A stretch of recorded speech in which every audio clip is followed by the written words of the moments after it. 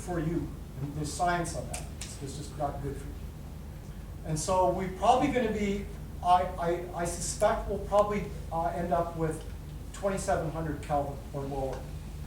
And it may take us 10 years, but it's moving. It's moving now. We just finished a large project at the city in California where it's all 2700 Kelvin.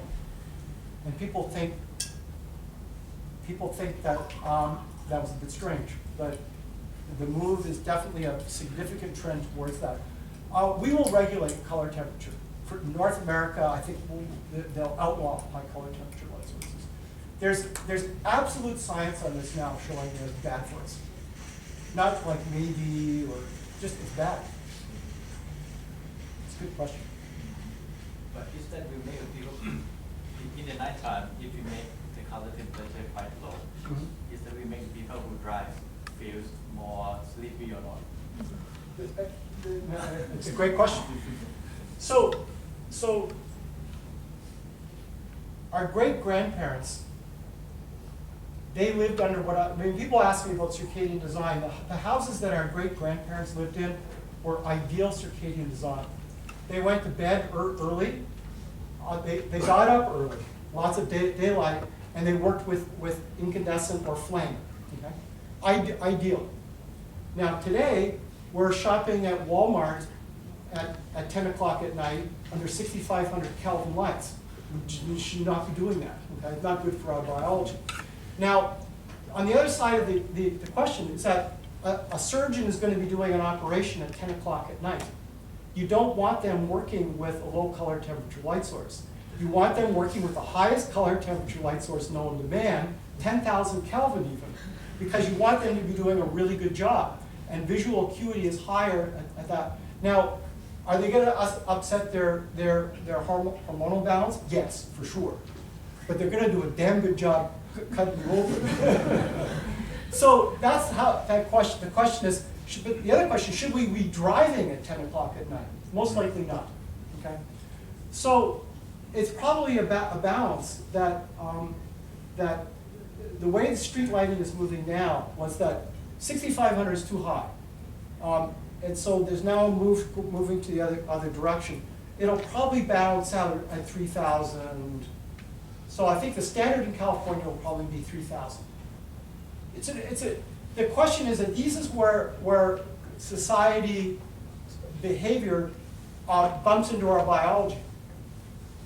We all use phones, right? And these things. I mean, how many people fall asleep with this every night? Okay. Yeah. And so we can do all this kind of stuff, but we'll sit in front of our televisions and computers that have this massive blue pump. Okay. Now you can screen the blue out of this. Okay. And so if you have a Mac, you should be screening the blue out now. And there's computer functions that will do that.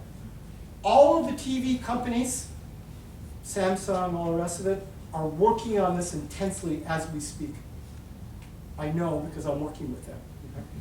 And they are so worried about this because they're thinking that watching television, we all have televisions in the bedroom, right?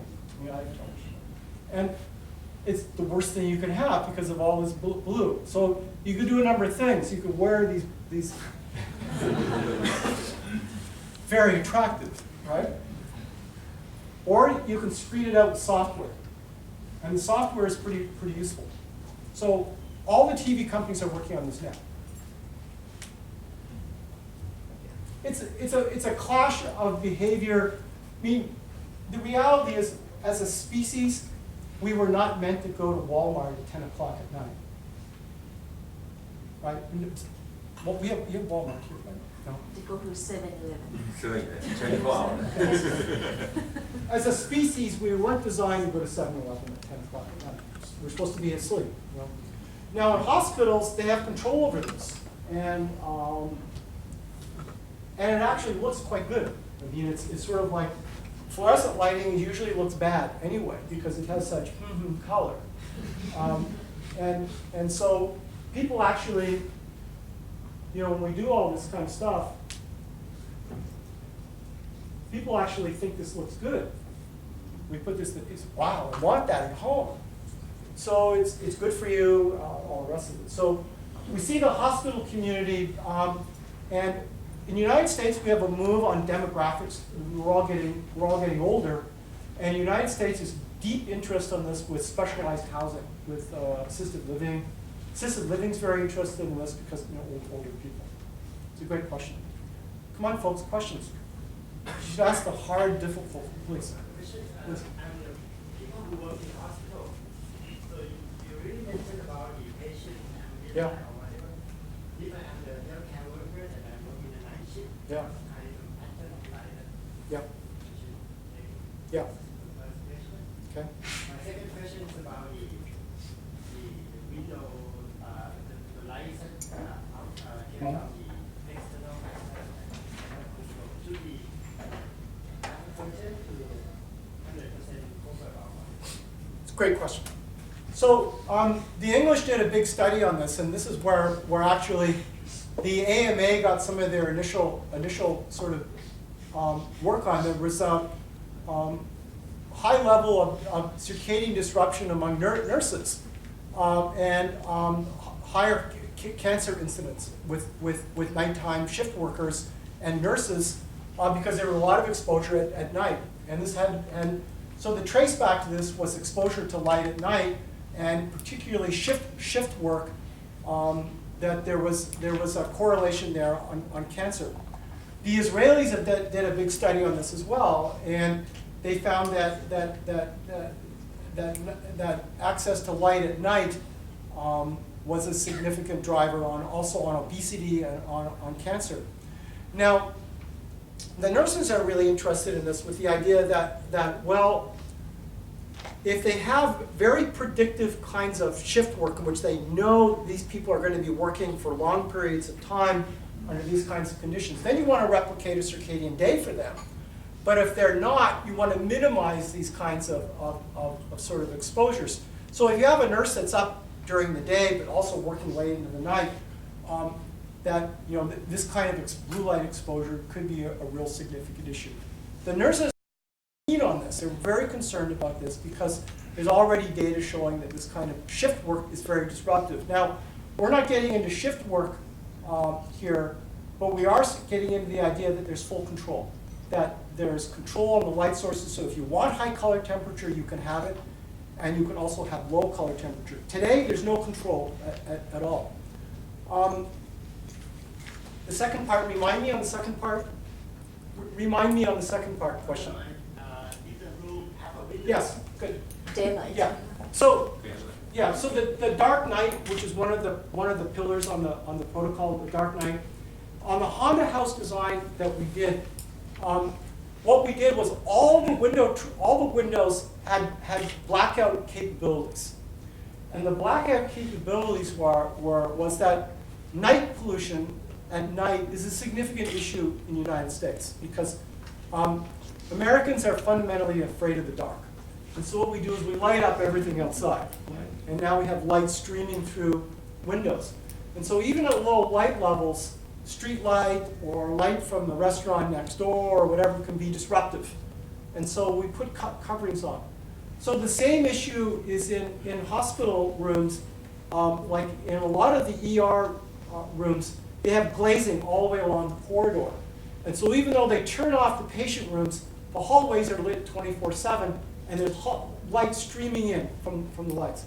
So we're calling for dark night. Dark night means. Now on the windows, there was a big study that was done at UCLA, University of down in Southern California, where they showed that access to daylight reduced length of stay in hospitals. And so also the daylight gives us significant natural contributor to circadian balance by bringing in a lot of blue light at the right time. So the idea was, yes, full integration with daylight if possible. Now, not all hospital rooms in American hospitals have access to daylight. We're pushing for that. But if they don't have access to daylight, there's typically glazing, and we're asking for full covering on the glazing. Very small light levels. the biologist who was working with monkeys is showing that very low light levels can be disruptive on circadian balance. And so the issue was to put the controls in there, require the controls. It's a great question. Please. If we design the light and the night light for elder people and the adult, is it any different? I mean, in the level of lumen or large? Because I believe that the elder people, they have a problem on receiving the light in their retina is different from the adult. Yeah. So, number of different issues. All the red amber that we're putting in for wayfinding functions is variable in terms of intensity, from very, very low light levels to very high light levels. Number of different things. One is you lose contrast sensitivity. You get more particulate matter inside your retina, so you get more scattering inside of your eye. And many women start losing red function. And so there's an intensity function.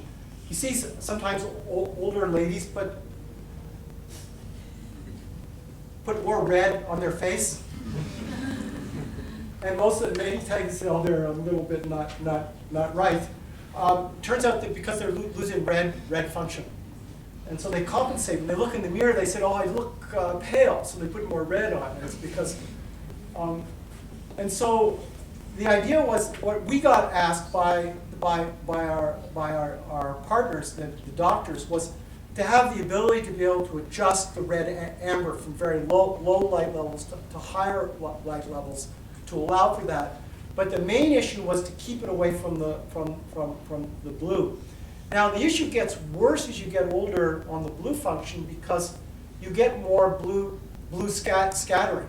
Okay, so the light, when it enters the lens, the particulate matter inside the eye starts scattering.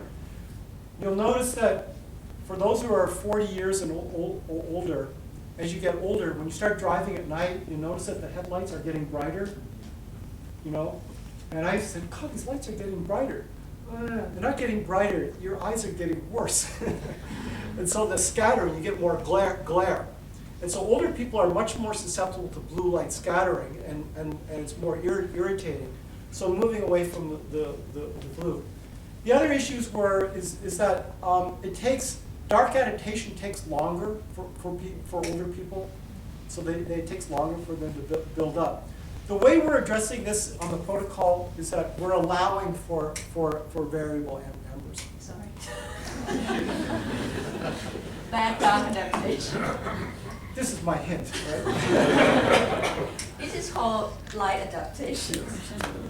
No, and so the idea was the main thing was, this is sort of like a minimax problem. Okay, in other words, no blue at night. That's number one. Red amber. Controllability, color rendering. Some very simple ideas here that we're not doing. I mean, I was amazed that we could not find a dark night protocol. I mean, who knows of a dark night protocol in Thailand for hospitals? No one. Yet all the sleep folks will tell you that it's fundamental. Fundamental. So we have some doctors here from Bangkok Hospital and children hospitals.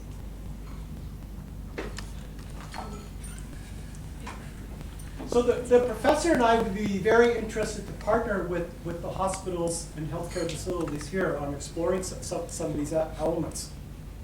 And so we'd be very open to discuss sort of, joint experimental work, that kind of thing.